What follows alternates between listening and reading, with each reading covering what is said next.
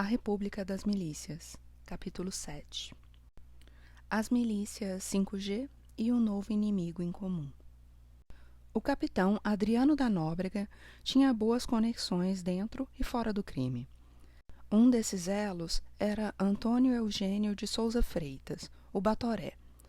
Matador e narcomiliciano, Batoré cultivava diversos contatos, como a parceria com o traficante Fernando Gomes de Freitas, o Fernandinho Garabu, do Terceiro Comando Puro, o TCP, chefe do Morro do Dendê. Garabu sustentava com arregos os policiais do batalhão que deveriam vigiá-lo. O traficante era evangélico fervoroso.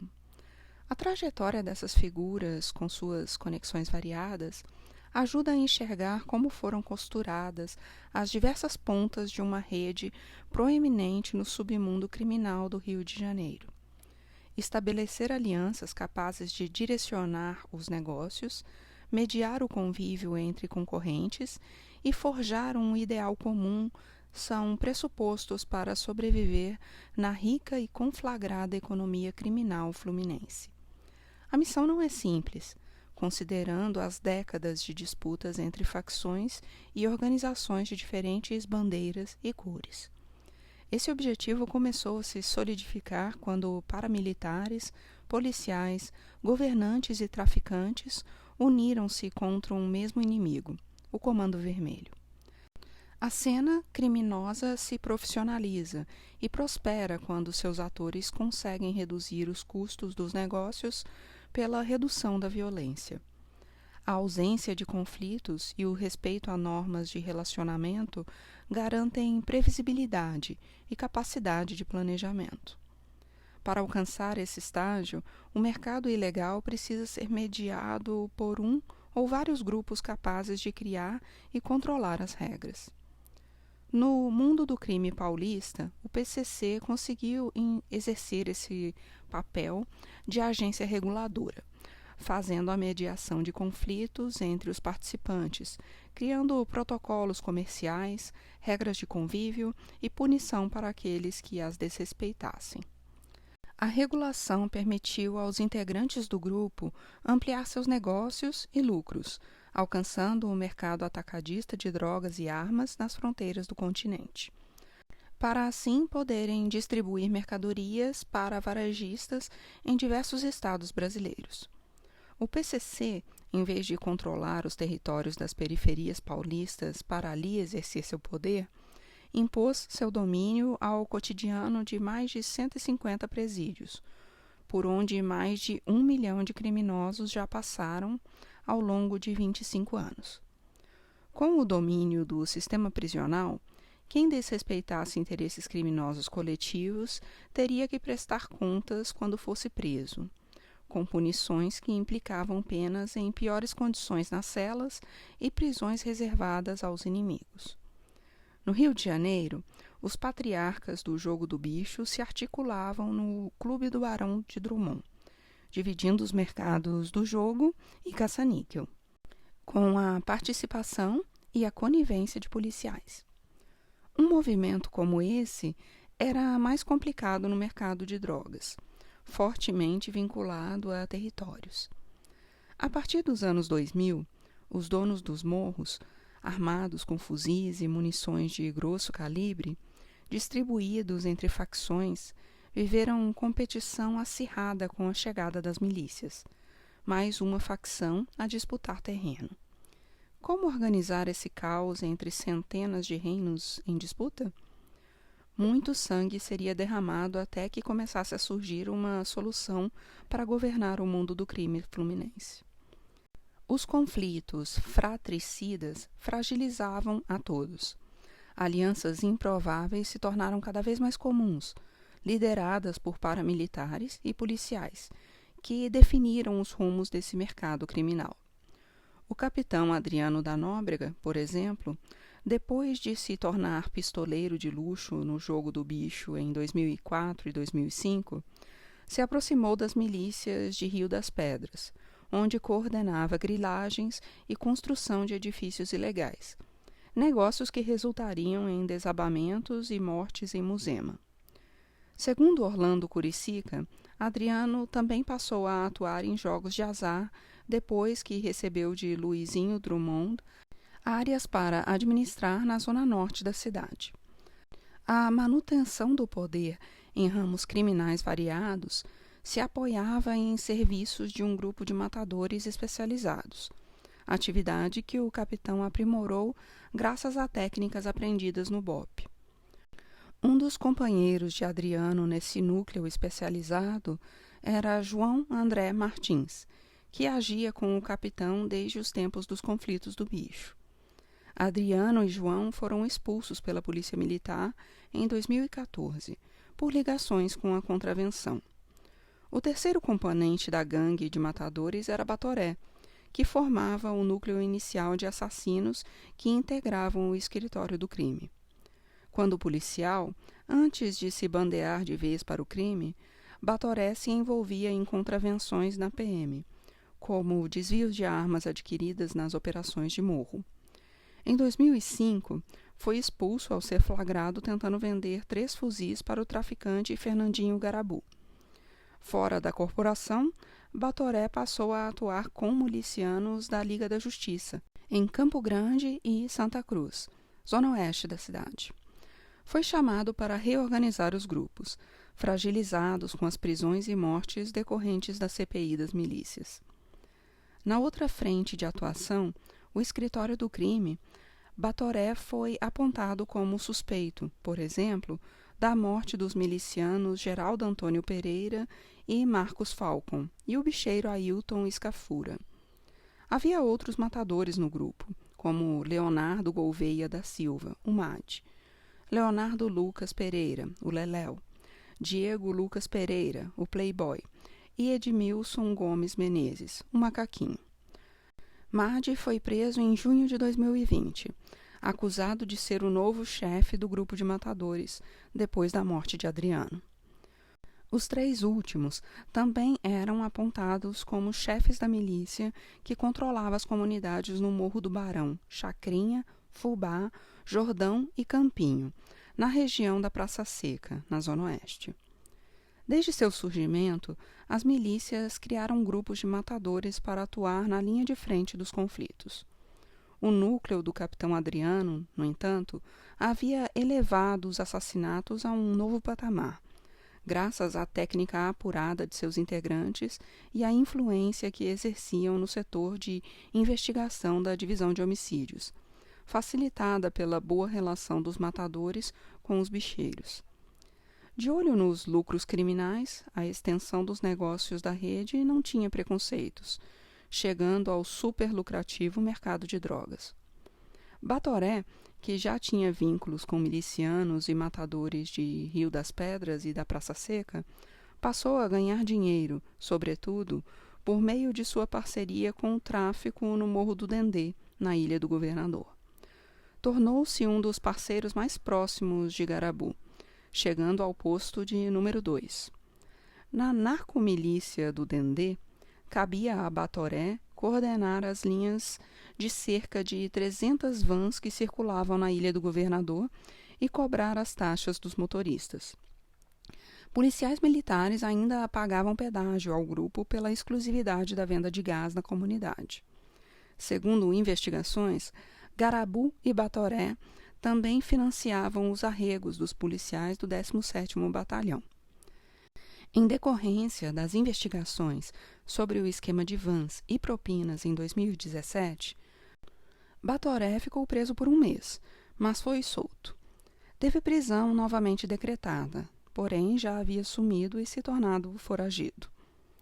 O Morro do Dendê era considerado estratégico para o mercado de drogas e de armas por acesso privilegiado à Baía de Guanabara e aos carregamentos vindos de barcos e navios.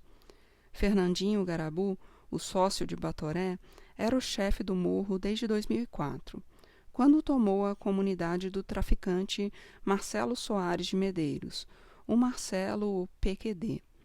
O apelido PQD fazia referência à passagem do traficante pela divisão de paraquedistas do Exército.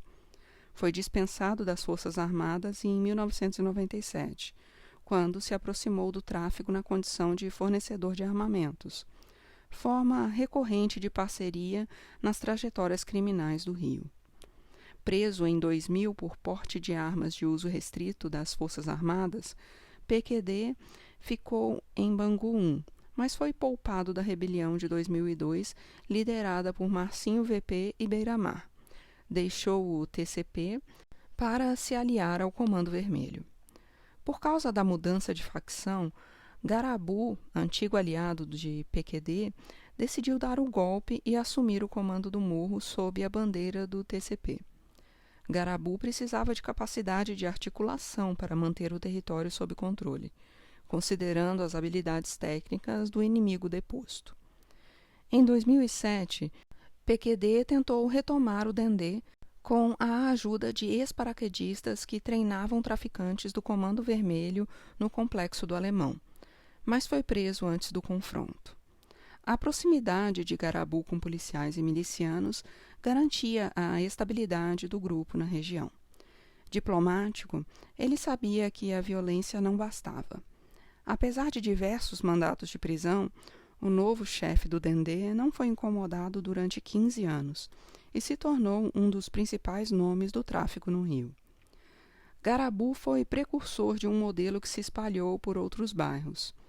A União 5.3, referência à sigla das milícias 5M e do Terceiro Comando Puro, entre tráfico e milícia. Garabu prezava o assistencialismo e a boa relação com a comunidade.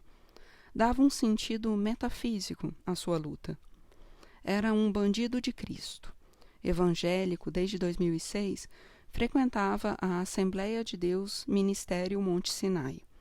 Colecionava Bíblias, mandava pintar muros com frases religiosas e tinha o nome de Jesus Cristo tatuado no antebraço direito. Também impedia a exibição de conteúdos pornográficos no gatonete local. Expulsou da favela fiéis de religiões de matizes africanas e fechou 10 terreiros da religião. Procedimento semelhante era seguido por outros chefes no tráfico do Rio, principalmente no TCP. A religiosidade ajudava alguns criminosos a justificar atos de violência como um mal necessário. A guerra era moralmente justificada, feita em nome de algo que eles acreditavam representar o bem.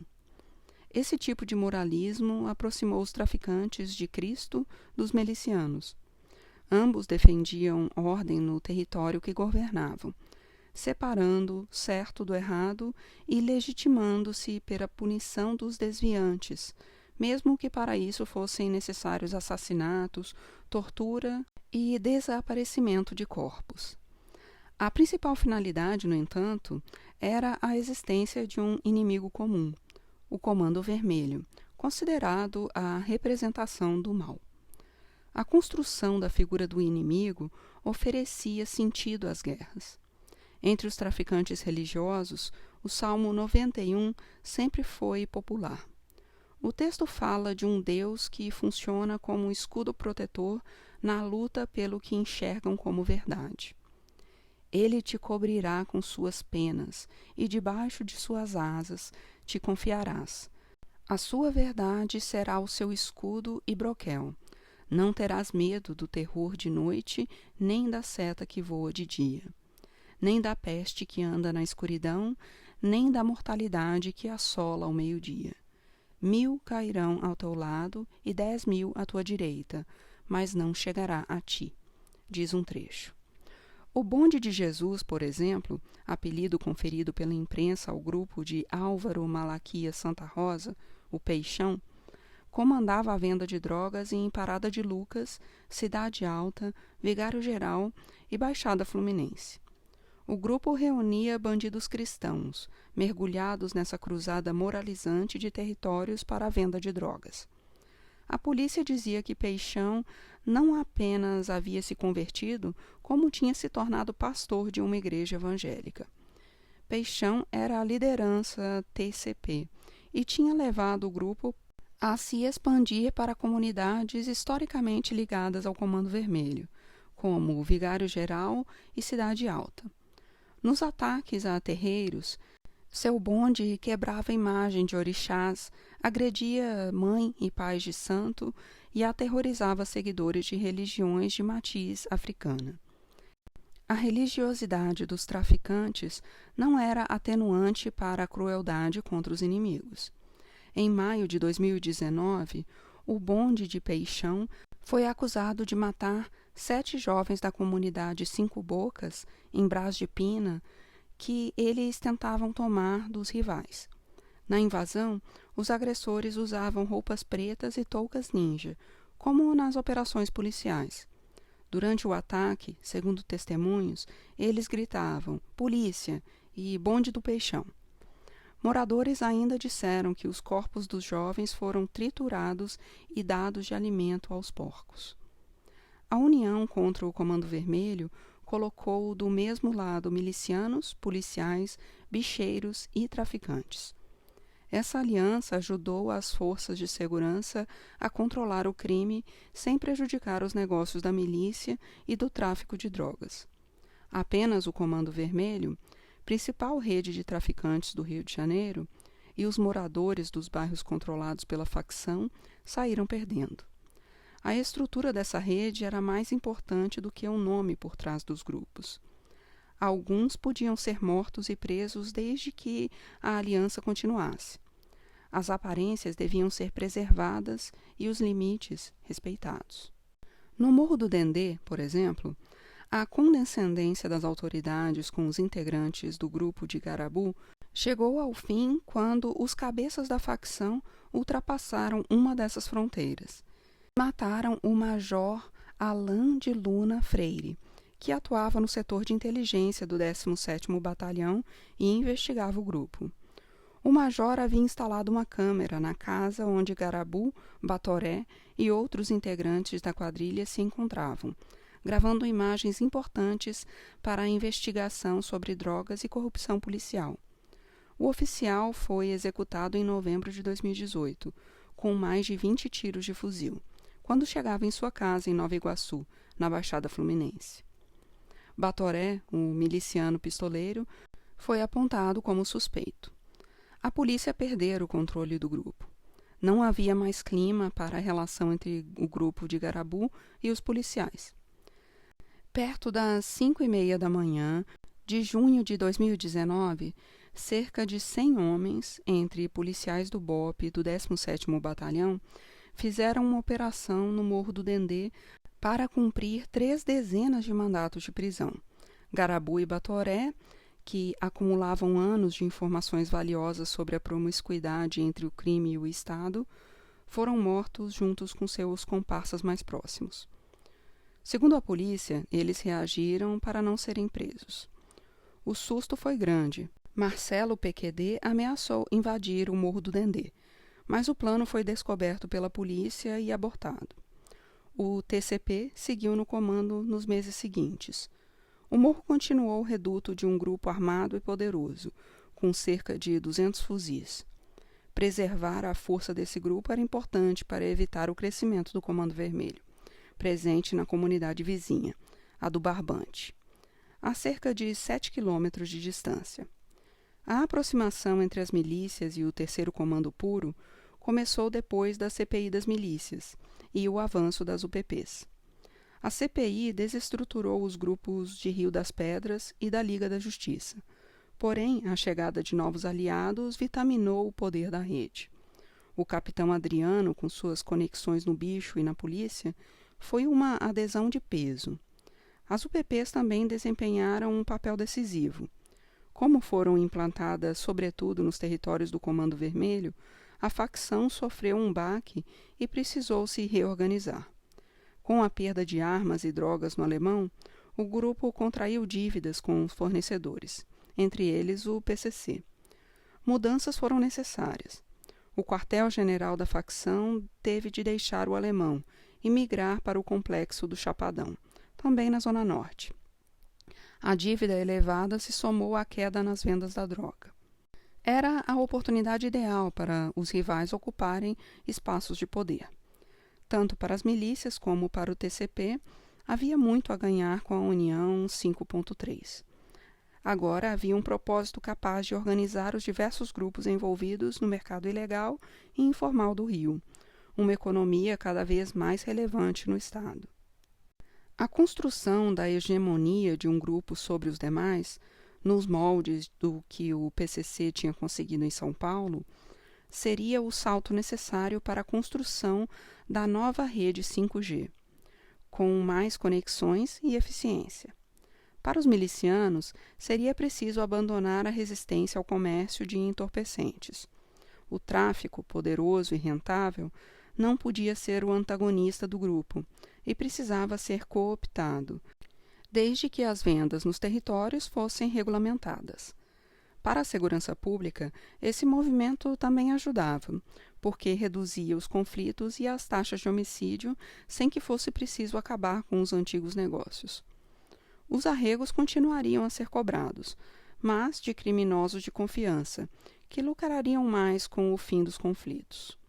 A guerra e seu espólio rentável durariam por um tempo, enquanto o Comando Vermelho conseguisse resistir. Mesmo sem um acordo verbal, alianças foram naturalmente se formando entre as partes. A parceria ampliou a capacidade tática e operacional para a invasão de territórios. Drones, coletes à prova de balas, uniformes militares e rádios de comunicação se tornaram artefatos comuns no planejamento desses conflitos, assim como o aprendizado de décadas em operações policiais nas incursões em comunidades, compartilhado com criminosos aliados. Até o aluguel do Caveirão, veículo blindado usado em invasões, para integrantes do TCP invadirem comunidades ligadas ao Comando Vermelho, se tornou recorrente. Investigações apontaram que a invasão da Cidade Alta, por exemplo, realizada por Peixão e seu bando em dezembro de 2016, ocorreu com a ajuda de um blindado que teria sido alugado por R$1 milhão. Antes da invasão, uma grande operação policial prendeu 45 traficantes do Comando Vermelho e apreendeu 32 fuzis. Entre eles, modelos potentes e modernos, como o AR-10, AR-15, AK-47 e Sig Sauer. A Cidade Alta, considerada um reduto tradicional do Comando Vermelho, caiu sem grande resistência. Em São Gonçalo, numa operação policial feita com Caveirão, imagens registraram um traficante do TCP, Michael Severino da Silva, o jogador, tirando a touca ninja e olhando para a câmera ao lado dos policiais. No mesmo ano, outro escândalo envolveu traficantes do TCP, que posaram para fotos, armados e sem camisa, dentro de um blindado policial. Também era possível realizar ações casadas. Em abril de 2019, os traficantes da Serrinha invadiram comunidades do Cajueiro, na Zona Norte. Na mesma hora, milicianos da região do Fubá atacavam um dos últimos redutos do Comando Vermelho na Praça Seca, a comunidade do Batomuxi. O grupo a que pertenciam esses milicianos era liderado por Macaquinho, Leléu e Playboy, comparsas do capitão Adriano da Nóbrega no escritório do crime. Para tomar o território, eles receberam ainda o apoio de 50 homens de outro grupo, vindo da região de Campo Grande e Santa Cruz, comandado por Wellington da Silva Braga, o Eco.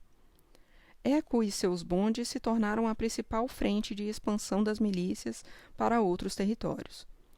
Ele também inovou as estratégias de crescimento, fazendo parcerias na Baixada Fluminense e no interior do estado, com negócios semelhantes a franquias, nos quais ele oferecia apoio, segurança armada e contatos políticos aos pequenos, em troca de uma parcela dos lucros. A CPI das milícias não acabou com os grupos. Como costumava repetir Marcelo Freixo, os negócios persistiriam se os mercados e as condições que promoviam o lucro dos milicianos continuassem a existir. E foi o que aconteceu. A Liga da Justiça, por exemplo, ganhou novos chefes e mudou a forma de atuar. Houve muitas baixas. os irmãos Jerominho e Natalino Guimarães foram presos. Em seguida, os ex-policiais militares Ricardo Teixeira da Cruz, o Batman, e Tony Ângelo de Souza assumiram a liderança do grupo. Ambos também acabaram presos e delegaram a chefia da milícia a seus homens de confiança. Mas estes entraram em choque e racharam o grupo. Ricardo Guildes, conhecido por Dentuço e aliado de Batman, foi assassinado por Carlos Alexandre Braga, o Carlinhos Três Pontes, escolhido por Tony, que passou a comandar o grupo. Três Pontes tinha um perfil diferente de seus antecessores. Era um pé inchado, termo usado para milicianos que não tinham origem nos quadros policiais. Ele começou como traficante no Comando Vermelho na comunidade Três Pontes, em Santa Cruz, de onde veio seu apelido. Acabou aliciado pelos paramilitares e ajudou seus novos patrões a tomar áreas que pertenciam a antigos colegas do tráfico, ganhando confiança de Tony Ângelo para se tornar chefe do grupo. Três Pontes tinha amizade com uma liderança do TCP, Carlos José da Silva Fernandes, o Arafat, do Complexo da Pedreira, na Zona Norte. Nessa sociedade, cargas roubadas pelo tráfico podiam ser guardadas e vendidas nas áreas de milícias. Vans milicianas eram autorizadas a circular no território do tráfico, que também passou a aceitar a venda de gás e do gatonete. Um novo modelo se expandiu para as comunidades da Baixada Fluminense, como Itaguaí, Seropédica e Nova Iguaçu, levando violência e conflito para fora da capital.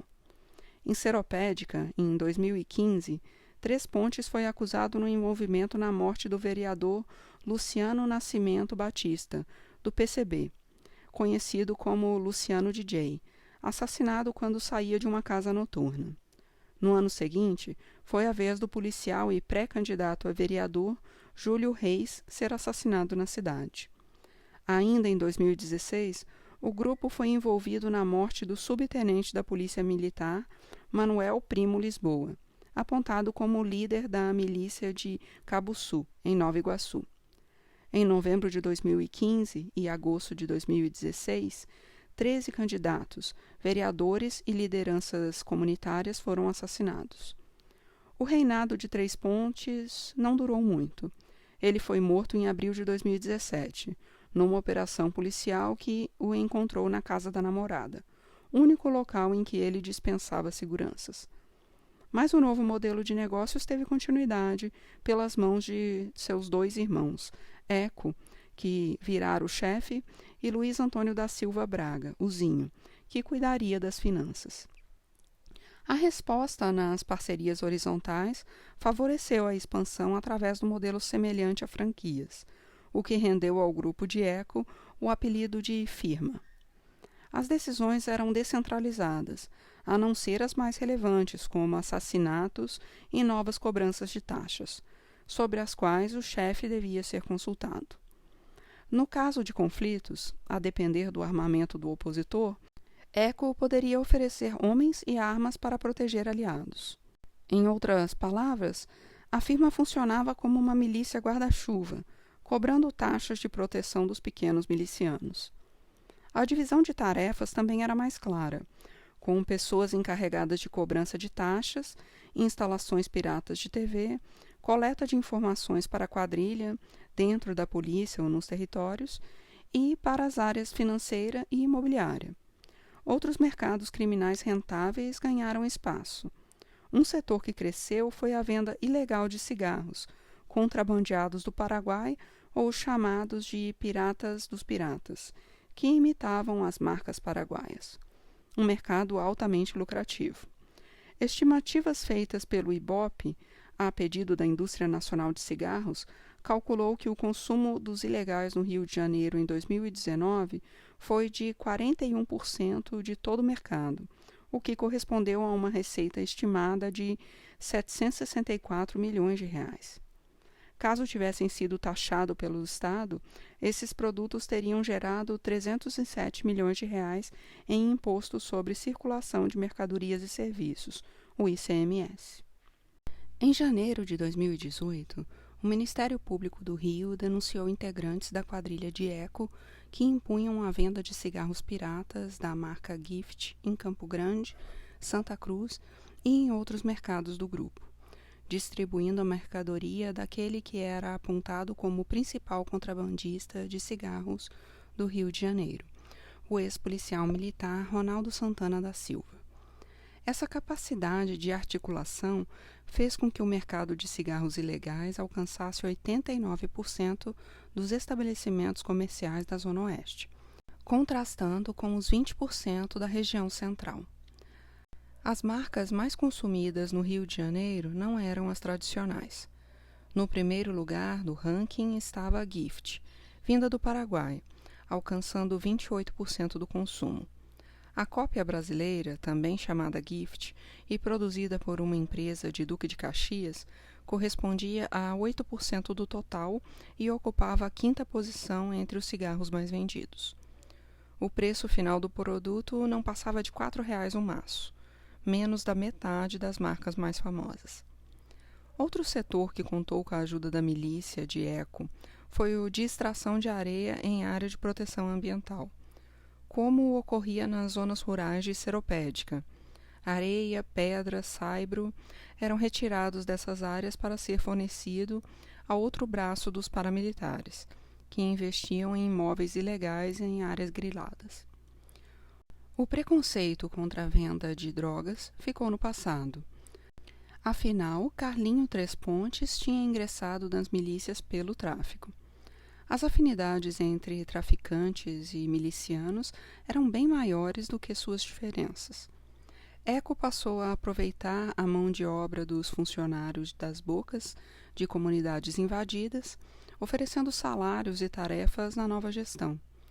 A medida tentava se valer dos crias para lidar com o estranhamento dos moradores com o novo comando, tentando com isso reduzir ameaças e denúncias e traições.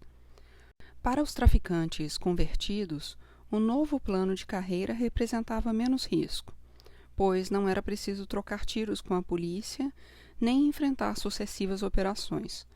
O pacto de não agressão com o TCP flexibilizou também falsos moralismos, e a venda de drogas e os bailes funk ganharam mais espaço no novo modelo. Territórios importantes do Comando Vermelho começaram a cair. As comunidades do Rola, do Complexo do Rolo e Antares, em Santa Cruz, foram tomadas depois das eleições de 2018.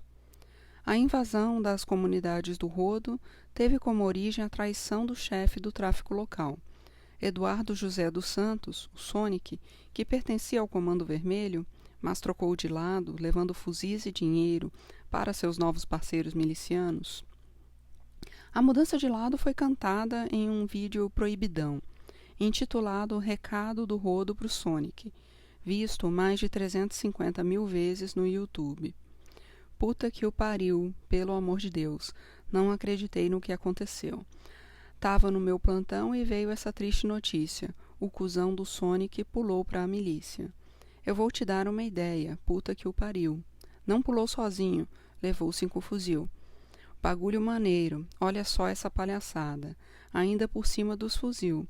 Levou 10 cloque rajada. Eu tô cheio de ódio. Não tô de fofoca. Quem mandou lançar foi a tropa do Marcola. Outra comunidade comandada pelo Comando Vermelho. O refrão era uma sentença de morte. Bala no cuzão do Sonic. Alguns traficantes do Rodo aderiram ao bonde de Eco, enquanto outros fugiram, principalmente para as comunidades de Angra dos Reis. Um novo conflito se estabeleceu na região de Costa Verde. O Comando Vermelho reagiu à ofensiva do TCP em Angra. Um dos homens fortes de Garabu, Tiago Farias Costa, o Logan, apoiou a invasão do TCP nas comunidades. Os tiroteios interditaram a BR-101. O governador Wilson Witzel, no cargo havia 4 meses, viu no conflito uma oportunidade para demonstrar sua disposição para a guerra. Num sábado, ele embarcou em um helicóptero da Polícia Civil que, do alto, efetuou disparos de fuzil em direção ao chão. O governador gravou um vídeo e postou a cena em suas redes. No dia seguinte, soube que os tiros acertaram o teto de uma barraca onde evangélicos costumavam orar no fim de semana. A expansão do bonde do Eco tornou a zona oeste do Rio um reduto miliciano. Um dos poucos territórios geridos pelo Comando Vermelho na região era a Cidade de Deus, que passou a receber visitas de milicianos e constantes operações policiais. O mesmo ocorreu com a Vila Kennedy, localizada às margens da Avenida Brasil. Milicianos e traficantes do TCP, ligados ao tráfico em Senador Camará, se juntaram em tentativas recorrentes de tomar de assalto a vizinha comandada pelo grupo inimigo. Também na Zona Oeste está um dos últimos redutos da Amigo dos Amigos, a ADA, na Vila Vintém, em Padre Miguel. A comunidade é chefiada por uma figura longeva na cena criminal carioca, Celso Luiz Rodrigues, o Celcinho da Vila Vintém. Traficante à moda antiga, quase na terceira idade, nasceu em 1961, Celcinho começou nos anos 1990 como assaltante de caminhões na Avenida Brasil. Diz a lenda que a carga roubada era repartida com a população. A mística de Robin Hood ajudou a mantê-lo por longo tempo no controle do tráfico no bairro, apesar de estar preso há 2 décadas. O traficante mantinha diálogo aberto com os rivais. Chegou a fornecer drogas aos concorrentes em épocas de desabastecimento de comunidades do Comando Vermelho, e foi poupado na chacina de Bangu 1, onde morreram 4 parceiros do terceiro comando. O fato de ele não ter sido atacado e a desconfiança que isso gerou contribuíram para o racha do TCA, que resultou com a criação do terceiro comando puro. A ADA sofreu um grande abalo em 2017, com a perda da comunidade mais rentável do Rio de Janeiro, a favela da Rocinha. Na linguagem do crime e do Rio, essas alternâncias de poder em que o dono do morro é derrubado com o uso da força são chamadas de golpe de Estado. A mudança de bandeira ocorreu depois dos conflitos entre Antônio Francisco Bonfim Lopes, o NEM, preso desde 2011, e Rogério Avelino da Silva, o Rogério 157, seu braço direito. Rogério 157 assumiu o comando da comunidade durante a prisão de NEM. Anos depois, os dois romperam porque 157 começou a cobrar taxas de comerciantes, mototaxistas, entre outros serviços.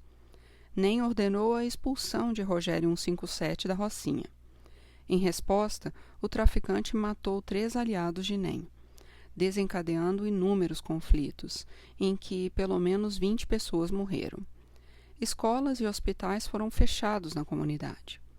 Para resistir, 157 aliou-se ao Comando Vermelho, recebendo reforço de homens e armas para o combate. Com a perda da Rocinha, isolado na Vila Vintém, cercado na Zona Oeste por milicianos e traficantes do TCP, Celcinho precisava se mexer. Aproximou-se dos rivais do Comando Vermelho, e os grupos fizeram um pacto de não agressão para ganhar fôlego e voltar a crescer. O Comando Vermelho estava longe de jogar a toalha. O grupo havia conseguido se reerguer do prejuízo e da perda de drogas e armas no Complexo do Alemão em 2010. O traficante Pezão, que havia conseguido fugir na véspera da ocupação do morro pelas Forças Armadas, tornou-se o principal matuto a vender drogas do Paraguai e da Bolívia, no atacado para as quadrilhas das comunidades do comando. Para mim, que praticamente caía de paraquedas numa realidade tão complexa, todas as articulações entre essas elites armadas, tirânicas e criminosas, com seus reinos e bandeiras imaginários, surgiam como um mundo novo, quase inacreditável. Um cenário bem diferente do paulista. As instituições e as leis em São Paulo serviam como referência de autoridade. O PCC e seus integrantes diziam atuar do lado certo de uma vida errada, assumindo uma condição marginal. No Rio de Janeiro, a referência são os próprios criminosos, confiantes o suficiente para mandar e desmandar, como se representasse o estilo de vida correto. Como se os argumentos das narrativas milicianas tivessem vencido os dos defensores do Estado de Direito. Depois da CPI das milícias, os grupos criminosos formaram dois grandes conjuntos. Um deles mais inovador, composto de grupos paramilitares associados ao bicho e a uma parte do tráfico, mais precisamente ao TCP. Outro, ligado ao Comando Vermelho com o apoio da ADA, seguiu o tradicional modelo do tráfico de drogas. O grupo das milícias, contudo, teria duas subdivisões. No eixo da Barra da Tijuca, Recreio e Jacarepaguá, a partir de Rio das Pedras, Muzema e adjacências, as milícias seguiram com seus negócios tradicionais, como cobranças de taxa de proteção, gatonete, venda de gás, água, internet, agiotagem, grilagem em zonas protegidas por leis ambientais e venda de apartamentos ilegais. Seguiram vinculados a uma narrativa moralista, herdada dos vigilantes nordestinos e policiais, que associavam o grupo ao modelo de autodefesa territorial. A parceria com o TCP foi liberada. Depois da CPI, cresceu o protagonismo dos empresários dos jogos de azar, com suas máquinas de caça-níquel e conexões internacionais, que depois de meados dos anos 2000 se fortaleceram com a associação dos grupos de assassinos profissionais. A histórica relação da contravenção com o poder e com as polícias garantia impunidade aos assassinos. Em compensação, essas milícias também herdaram as rixas dos bicheiros e passaram a enfrentar intensos conflitos fratricidas.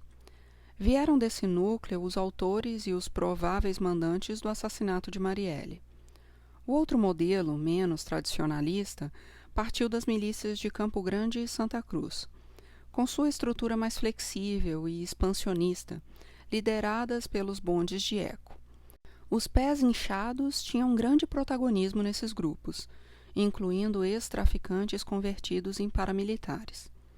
Nesse cenário, diante da pergunta tráfico ou milícia, cada lado tem sua lista de argumentos. Os paramilitares se dirão defensores da ordem e da tradição, contra a imprevisibilidade proporcionada pela venda de drogas. Já os traficantes se dirão contrários à cobrança de taxas a moradores e comerciantes, além de se colocarem como resistência a uma polícia opressiva e corrupta. Na prática, contudo, o que move ambos os lados é a busca por mais dinheiro e poder. Os integrantes dos dois blocos milicianos viviam uma relação atribulada, mas eram forçados a se tolerar. Um retrato dessa tensão foi revelado por operações deflagradas pelo GAECO entre 2017 e 2019, batizadas de Quarto Elemento. Os promotores denunciaram uma quadrilha com mais de 50 policiais e informantes que atuavam em Santa Cruz, Bangu e Nova Iguaçu, extorquindo criminosos, inclusive integrantes da milícia de Eco. Em janeiro de 2017, por exemplo, um grupo de policiais de Bangu passava pelo bairro de Paciência quando viu um Porsche Cayenne ao lado de máquinas de terraplenagem. O dono do carro, presente no local, era Zinho, irmão de Eco. Segundo a denúncia, ele pagou R$20 mil para não ser preso em flagrante pelo crime ambiental. Zinho, que na época já tinha mandado de prisão, coordenava uma empresa de extração de areia para construir prédios irregulares em áreas protegidas pela legislação ambiental. O bando de Eco, apesar das propinas pagas a diversos policiais, não conseguia cooptar a todos e continuava sendo extorquido. O grupo de policiais mineiros era poderoso. Além dos tiras da 36ª e da 34ª DP em Bangu, integrava o bando policial Rafael Luz Souza, o Pulgão, apontado como chefe de uma milícia da favela Carobinha, uma das principais rivais do bando de Eco. Em seu depoimento prestado no Presídio Federal de Mossoró, Orlando Curicica apontou o Pulgão como um dos matadores que atuavam para o bicheiro Rogério de Andrade. Pulgão foi preso pela Operação Quarto Elemento quando estava em uma boate com 2 carros roubados, 5 fuzis e uma metralhadora antiaérea .50, capaz de derrubar aeronaves. Nessa operação, Também foram denunciados os irmãos gêmeos, Alan e Alex Rodrigues de Oliveira, seguranças da campanha de Flávio Bolsonaro ao Senado em 2018. A irmã dos gêmeos, Valdenice, trabalhava no gabinete de Flávio e ficou encarregada de administrar os gastos de campanha de Flávio ao Senado. Alan e Alex eram sócios de um loteamento irregular e pagavam propina aos policiais. Outro policial civil preso na Operação Quarto Elemento foi Flávio Paca Castelo Branco, consultor de segurança do candidato Wilson Witzel, e que havia se candidatado a deputado federal pelo Partido Social Cristão, o PSC, o mesmo do governador. Flávio e Witzel alegaram que não podiam ser acusados de crimes cometidos por pessoas ligadas a eles. Do ponto de vista processual, de fato não podiam, mas é inegável que ambos compartilhavam valores morais com os criminosos. Em entrevista ao Estadão, logo depois de sua eleição, Witzel afirmou: "O correto é matar o bandido que está de fuzil. A polícia vai fazer o correto. Vai mirar na cabecinha e fogo, para não ter erro." Witzel afirmou ainda que a polícia do Rio matava pouco. Antes da posse, Jair Bolsonaro brincou com o governador. Num almoço com professores da Fundação Getúlio Vargas, Witzel contou aos convivas, entre risadas, que o presidente tinha dito a ele, "Naval", apelido que fazia referência a Witzel ter sido fuzileiro naval. "Eu tenho um parafuso a menos, mas em você faltam 2 parafusos." Witzel assumiu o governo tendo à disposição 1,2 bilhão de reais para investir nas corporações policiais do Rio de Janeiro. Dinheiro herdado da intervenção federal. Foram comprados 3.000 fuzis, 1,2 milhão de cartuchos de munição, 20 submetralhadoras, 5 caveirões, 4.000 carros de patrulhamento. É certo que uma polícia bem equipada trabalha melhor, mas não quando suas estruturas são comprometidas e associadas com o crime. Os novos equipamentos serviram, mesmo que indiretamente, para vitaminar projetos dos milicianos, como ataques ao Comando Vermelho. Recordes de letalidade policial foram quebrados, com operações direcionadas à área ligadas ao tráfico e ao Comando Vermelho. No primeiro semestre de 2019, de acordo com um levantamento feito pelo site de notícias UOL, nenhuma das 881 mortes cometidas pela polícia havia ocorrido em áreas dominadas por milícia. Outro levantamento, realizado pelo Observatório de Segurança a pedido da revista Piauí, identificou que 71% das 777 operações ocorridas em 2019 tinham sido feitas em áreas do Comando Vermelho. O bairro da Cidade de Deus, na Zona Oeste, foi especialmente visado, com 16 homicídios resultantes de 18 operações policiais. Os moradores viram-se obrigados a conviver com sobrevoos diários de helicópteros e incursões policiais. As operações se davam de manhã, na hora em que a maioria dos moradores saía para o trabalho ou levava os filhos à escola, não rara fechadas por causa dos confrontos. Em junho, durante um evento em Nova Iguaçu, Witzel fez apologia ao genocídio, mencionando os confrontos na Cidade de Deus. O vagabundo, o bandido, quer atalhos, e aí nós, cidadãos, não vamos aceitar isso. A nossa polícia, ela não quer matar, mas nós não queremos ver cenas como na Cidade de Deus, tiroteios que ocorreram no local. Se fosse com autorização da ONU, em outros lugares do mundo, nós tínhamos autorização para mandar um míssil naquele lugar e explodir aquelas pessoas. Depois, para se justificar, afirmou que, ao dizer aquelas pessoas, quis se referir aos bandidos que enfrentavam os policiais. No ano de 2019, ocorreram 1.810 mortes em supostos confrontos com policiais no estado do Rio de Janeiro, o maior número da história fluminense e o equivalente a cerca de 1/3 das mortes cometidas pela polícia no Brasil. A taxa oficial de homicídios da Polícia do Rio, não contabilizadas as mortes cometidas por paramilitares, foi de 10,5 mortos por 100.000 habitantes. Os representantes do Estado, sozinhos, mataram, proporcionalmente, mais do que todos os criminosos de São Paulo, que no mesmo período registraram a taxa de 9 homicídios por 100 mil habitantes, considerando homicídio doloso, latrocínio, lesão corporal seguida de morte e letalidade policial. O governador Witzel criou as condições para a construção de uma hegemonia miliciana nos territórios pobres do Rio. Não se sabe se deliberadamente ou por ignorância. De um lado, trouxe uma falsa sensação de ordem. A região de Santa Cruz, por exemplo, nas mãos do bonde de Eco e dos parceiros do TCP, registrou as maiores quedas de homicídio no estado, pois eles não tinham mais rivais à altura. De outro lado, essa ofensiva desencadeou uma sucessão de tragédias. Ao longo de 2019, num período de 10 meses, 6 crianças morreram por balas perdidas, quase todas vítimas de operações policiais. Em fevereiro, Jennifer Silene Gomes, de 11 anos, foi atingida no peito quando estava na calçada junto com a mãe, no bairro de Triagem, na Zona Norte.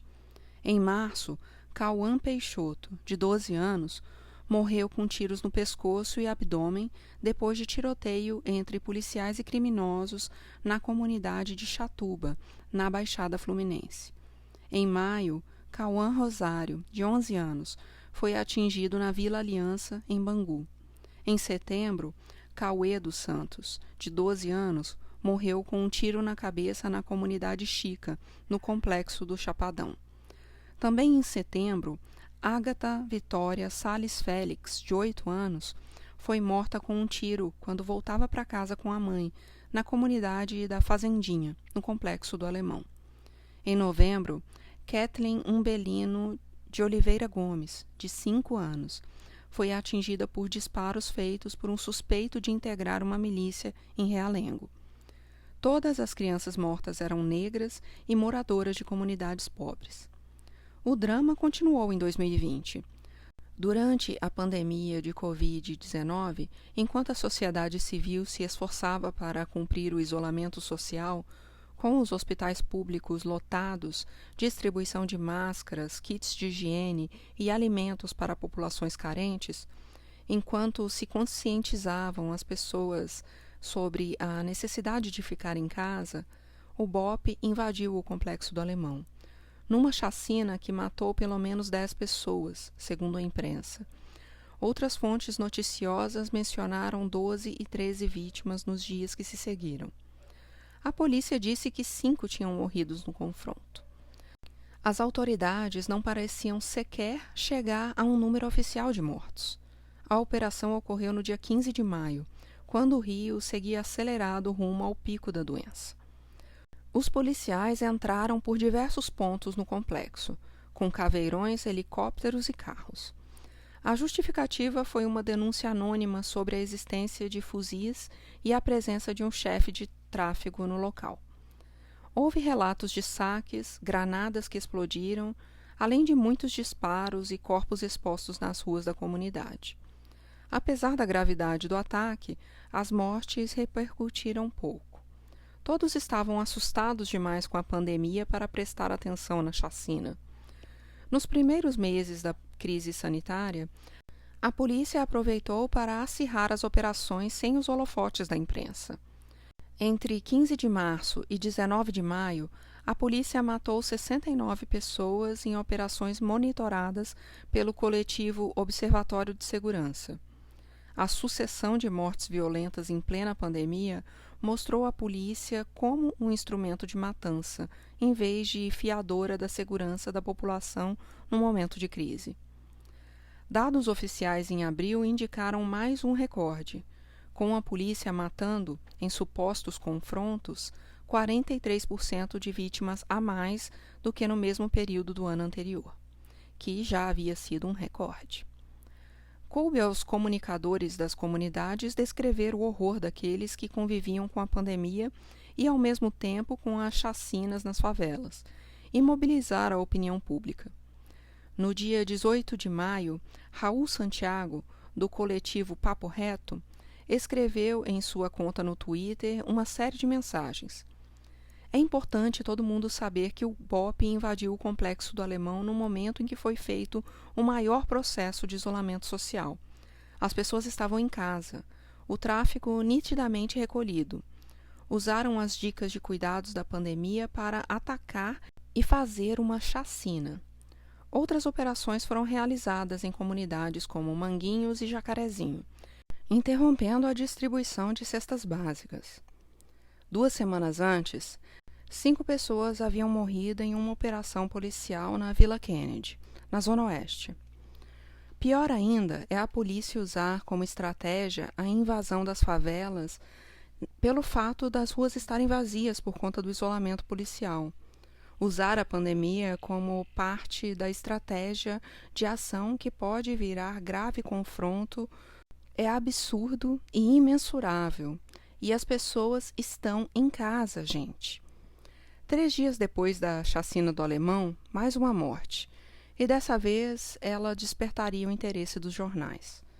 João Pedro Matos, de 14 anos, foi morto por policiais federais e civis quando brincava com os primos no quintal da casa de seu tio. Os policiais invadiram a casa atirando e depois se justificaram dizendo que corriam atrás de suspeitos. Um dos primos tentou alertar, em vão. Aqui só tem crianças.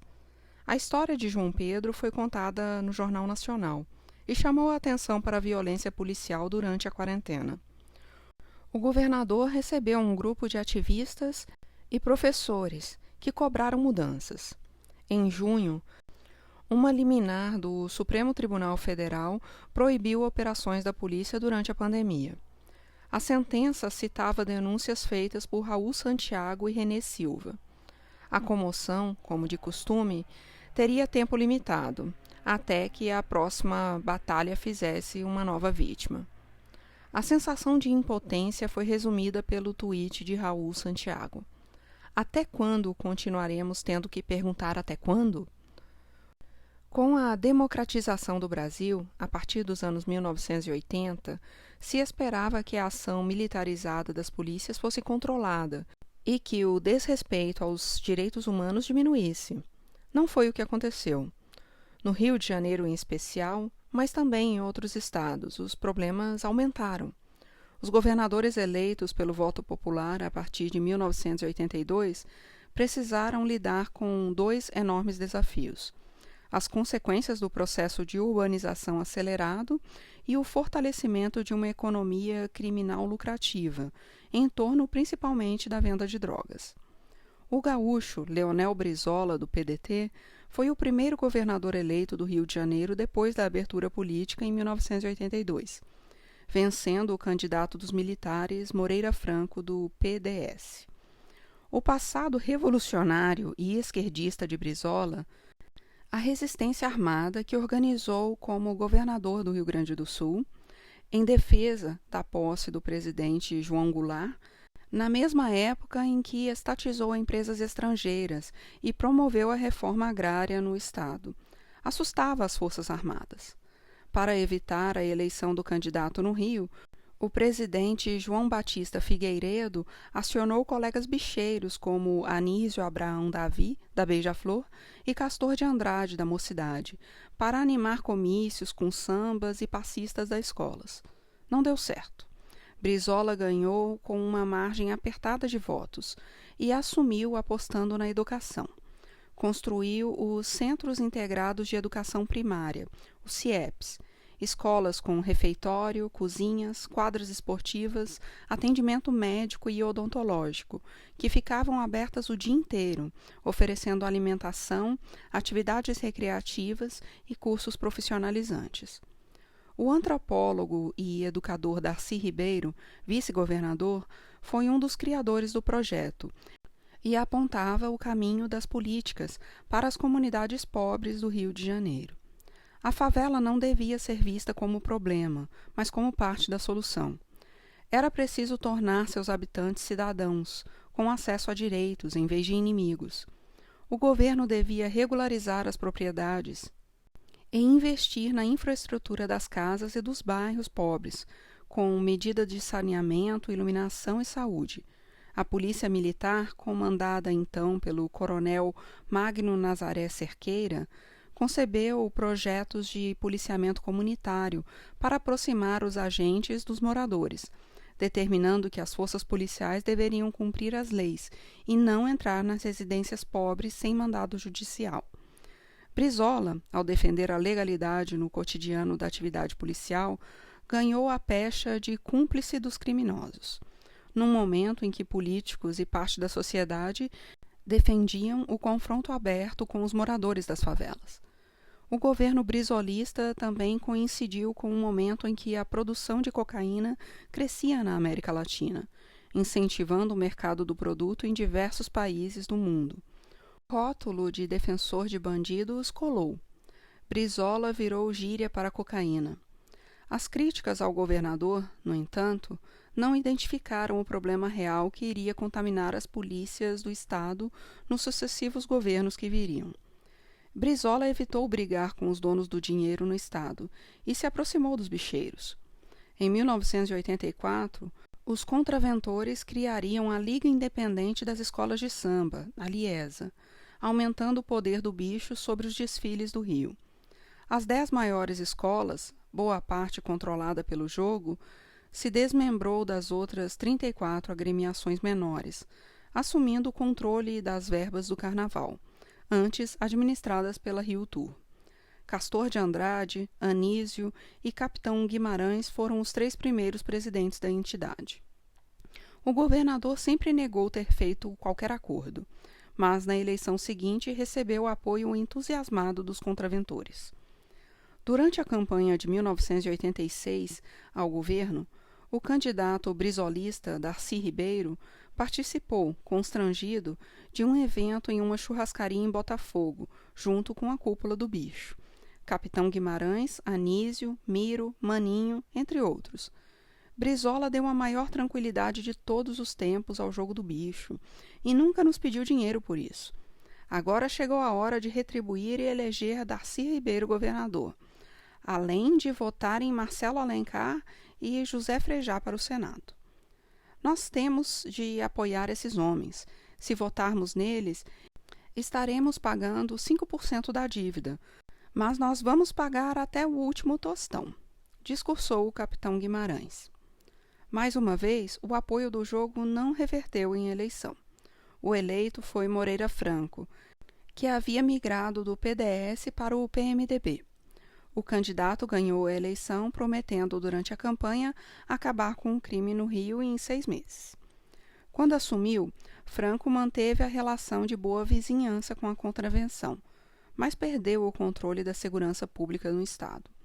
As taxas de homicídio explodiram em seu mandato, passando de 20,2 casos por 100 mil habitantes em 1986 para 56 por 100 mil habitantes. A ação de grupos de extermínio na Baixada Fluminense ajudou a multiplicar esses índices. Os sequestros também surgiram com força, organizados com o apoio de policiais, como denunciaria anos depois o delegado Hélio Luz. O empresário Roberto Medina, idealizador do Festival Rock in Rio e encarregado do marketing da campanha de Franco em 1986, foi sequestrado em junho de 1990, numa onda que aterrorizou os endinheirados da cidade. As relações perigosas entre autoridades e o submundo do crime seguiram firmes. No último mês da gestão de Moreira Franco, em fevereiro de 1991, o governador recebeu no Salão Verde do Palácio da Guanabara os bicheiros Capitão Guimarães, Anísio, Luizinho Drummond e Carlinhos Maracanã, para formalizar a cessão de um terreno em que seria erguido o Museu do Samba. A fachada cultural da contravenção, mais uma vez, justificava a condescendência das autoridades. A leniência dos governadores com o jogo do bicho nos anos 1980 delineou os confrontos que se iniciariam na década seguinte. Os bicheiros tentaram se associar aos policiais para manter os traficantes sob controle. E, enquanto Toninho Turco foi o policial atacadista dos morros, o esquema funcionou. Depois de sua morte, em 1988, a tentativa de controlar os traficantes passou a ser feita através de operações policiais e arregos. A estratégia, porém, não conseguiu evitar o fortalecimento armado e financeiro do tráfico, o que provocou a série de conflitos que marcaria os governos seguintes. Entre o final dos anos 1980 e começo dos anos 1990, o mundo do crime e as políticas de segurança repetiram erros que iriam minar de modo crescente a credibilidade das instituições locais. De 1990 a 2019, mais de 200 mil pessoas foram assassinadas no Rio de Janeiro. A maioria negros, homens com menos de 30 anos, moradores de bairros pobres. Com a instalação das UPPs, houve um breve ato entre 2008 e 2014. A redução das operações e da violência policiais nas comunidades levou à queda de homicídios. Mas, com a falência desse modelo e com a crise fiscal e política do Rio, a escalada de mortes reacendeu. Brizola voltou a disputar o governo do Rio em 1990 e venceu no primeiro turno. Assumiu o Estado em uma situação adversa, em março de 1991. O país enfrentava uma crise econômica severa, com o fracasso do governo Collor, deposto em 1992 por impeachment. No Rio, o comércio de droga prosperava, gerando uma corrida armamentista entre as quadrilhas de traficantes. Para manter o controle, as autoridades apostaram em estimular a divisão dos traficantes. Enquanto as facções estivessem concentradas em disputas entre si, dificilmente teriam forças para afrontar os poderosos. Na eleição de 1995, Marcelo Alencar se elegeu governador e, via decreto, criou o pagamento por mérito, ou a gratificação faroeste, como ficou conhecida na imprensa. A medida premiava com 50% a 150% do valor do salário dos policiais que participassem de operações nas comunidades. O que já era ruim ficou pior. As operações improvisadas, sem planejamento e traumáticas, passaram a ditar o rumo da segurança pública no Estado. A política foi abandonada 3 anos depois. O entusiasmo que vinha vindo com a nova república, com a adoção de políticas educacionais, a formação de cidadãos nas favelas e de uma polícia legalista, perdeu espaço para outro paradigma, o da guerra ao crime. Os dois lados do conflito se desprenderam da legalidade democrática e formaram grupos autônomos. Os traficantes, com armas e munições, passaram a ser donos dos morros, enquanto os policiais, associados aos bicheiros, aprenderam a governar a cena criminal e a ganhar dinheiro tirando proveito do caos. O modelo se aperfeiçoava num movimento inercial. Parecia não haver político disposto a reverter esse quadro. Antony e Rosinha Garotinho, os governadores que sucederam Marcelo Alencar, fecharam os olhos para o avanço da banda podre que envolvia a estrutura que sustentava as instituições. Quando assumiu, em 1999, Garotinho mostrou disposição para enfrentar os problemas de segurança. Chamou para a Subsecretaria de Segurança, Justiça e Cidadania o antropólogo Luiz Eduardo Soares, que levou para a pasta um grupo comprometido com reformas estruturais na polícia. Soares teve a liberdade de indicar os chefes da Polícia Militar e da Polícia Civil, escolhidos com a missão de reduzir a violência e a corrupção nas suas corporações. Medidas foram tomadas, como o fortalecimento da ouvidoria da polícia, a criação do Instituto de Segurança Pública, responsável pelo levantamento de dados sobre o crime no Estado, a formação das áreas integradas de segurança, para que a administração tivesse mais informação e capacidade de gestão sobre os territórios, os mutirões pela paz, que propunham um policiamento mais próximo da vizinhança dessas áreas, que seria um dos embriões das UPPs, as delegacias legais, que buscavam informatizar e modernizar os processos de investigação para tornar os resultados transparentes e minar os esquemas viciados de delegados e investigadores, A pressão política dos policiais que tiveram seus interesses atingidos, alguns deles atuavam dentro da própria Secretaria de Segurança, levou o governador a interromper as reformas e a demitir Luiz Eduardo Soares 1 ano e 3 meses depois da posse. Com a mudança, o delegado Álvaro Lins, que mais tarde seria acusado de proteger empresários da contravenção e de se juntar a outros policiais para lotear as delegacias em troca de propinas, ganhou espaço no governo. Ao ser demitido, Soares avisou que o governador tinha se aliado à banda podre da polícia. Passou a sofrer diversas ameaças de morte e precisou deixar o Brasil com a família. Quando escreveu o livro Meu Casaco de General, 500 dias no fronte da segurança pública no Rio de Janeiro, em que conta sua experiência. No governo de Rosinha Garotinho, a banda podre continuou empoderada.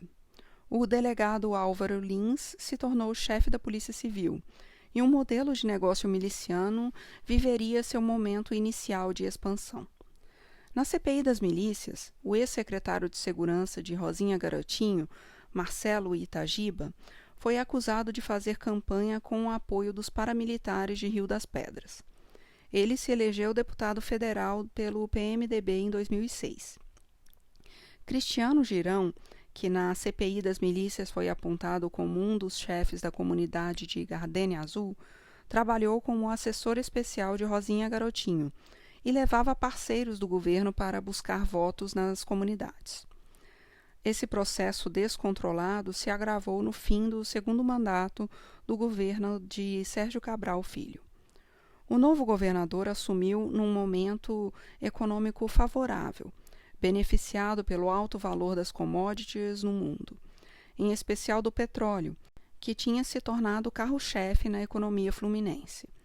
Em 2008, o preço do barril estava acima de $100 e os royalties adquiridos com a venda do produto correspondiam a 16% de toda a renda do governo. Para ajudar, as UPPs saíram do papel, com bons resultados iniciais. A situação política também favorecia o governador, graças à proximidade com o presidente Luiz Inácio Lula da Silva, que fortalecia a liderança de Cabral. Tudo parecia dar certo.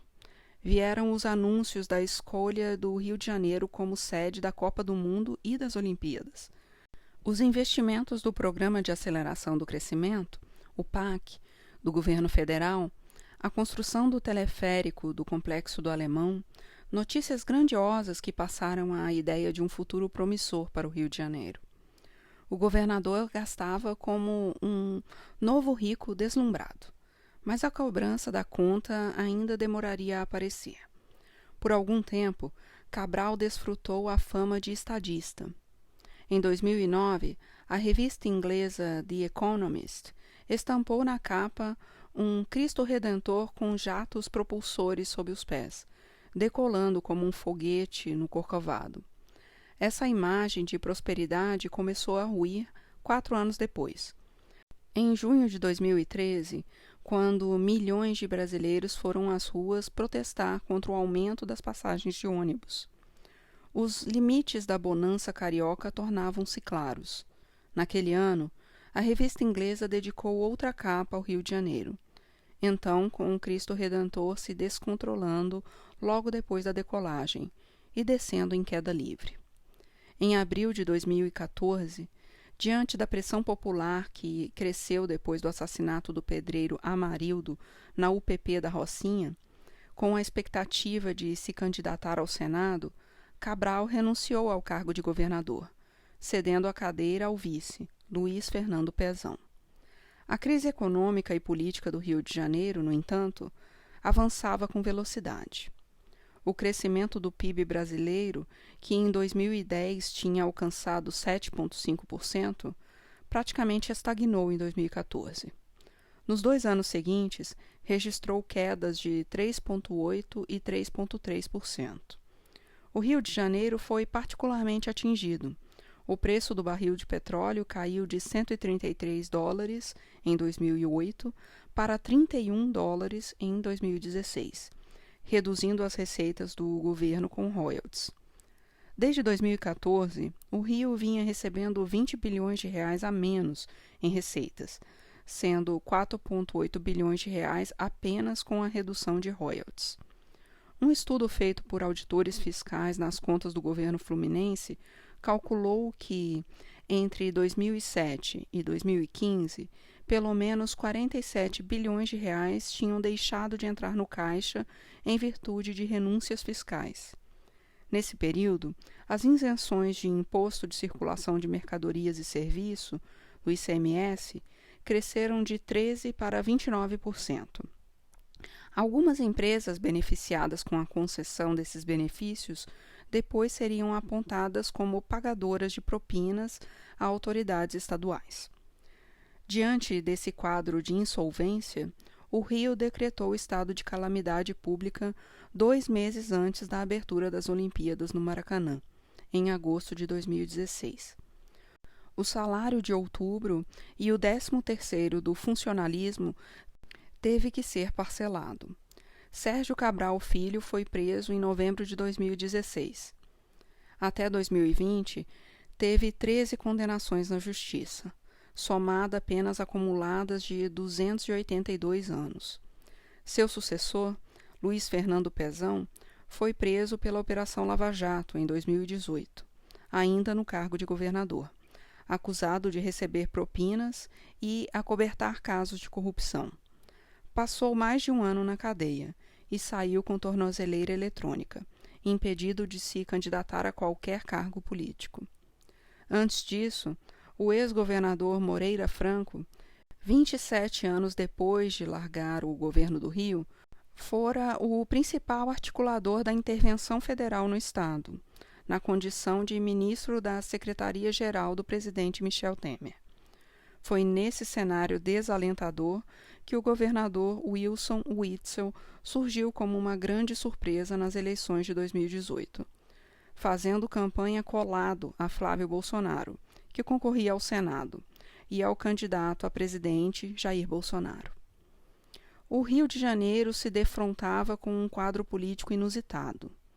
As duas principais lideranças do Estado, Witzel, no governo, e Marcelo Crivella, na prefeitura, eleito 2 anos antes, tinham vínculos com igrejas evangélicas neopentecostais.